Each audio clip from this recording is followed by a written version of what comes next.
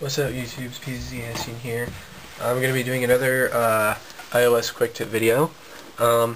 This is this is just a tip trick thing that honestly I just figured out probably about 2 or 3 hours ago. As you all know, I recently had and I know I've mentioned this a ton, and I'm pretty sure you guys are sick of it, especially those of you who didn't win. But as you know, I did recently do a Zippo giveaway, and somebody won it. And so I have already shipped it to them, and I enabled tracking mostly so that way, they could track it obviously, but I also want to enable tracking so that way I could just make sure it gets to them okay and such. But so I've been kind of wanting to, follow the package as it goes along. And in my quest to do that, I accidentally came across this feature that I don't know if it's new, I don't know if it's old, I don't know if it's been in this since the since the days of the original iPhone or what, but I never noticed it because I've never had to use it. And it's things like this that get me all excited, and little tiny things that software developers do with the software, like with the OS and such. Which, I don't know, it just makes me excited, and I want to share it with you guys in case you'd never seen it before. So I'm going to show it to you, and that's that. So first of all, I'm going to say that in order for this trick to work, you are going to need an internet connection. However, I don't have an internet connection in my room. The internet does, well, it sometimes reaches my room, but not often. I mean, right now I don't have a signal, but I can still at least demonstrate this trick for you guys. That is an easy way to get tracking information for a package that you're either expecting or that you sent and have tracking enabled on. So, I'm going to show it to you. In my Notes application, I've got a fake tracking number set up. Alright, and I don't know, when you do this, it's going to automatically go to at least in my experience, it's going to automatically go into the USPS website.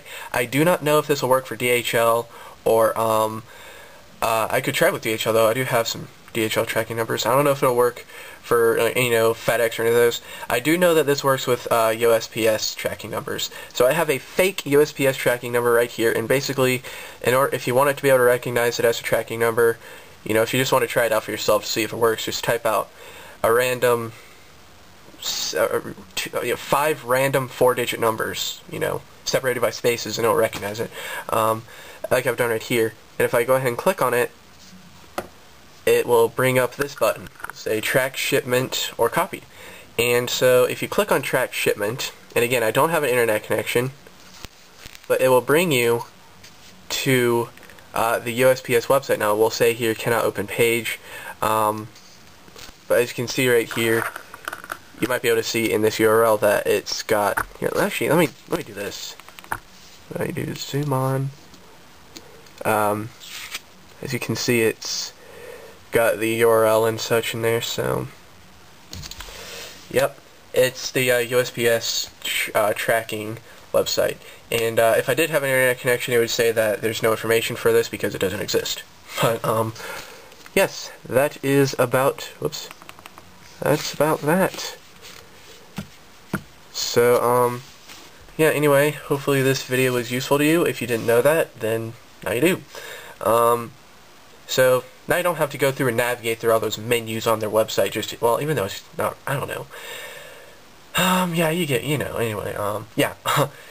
Now you know how you can easily get to the USPS website to do this, and I'm pretty sure one day Apple will have a built-in viewer for this kind of information. I don't know why they don't yet, but they might eventually.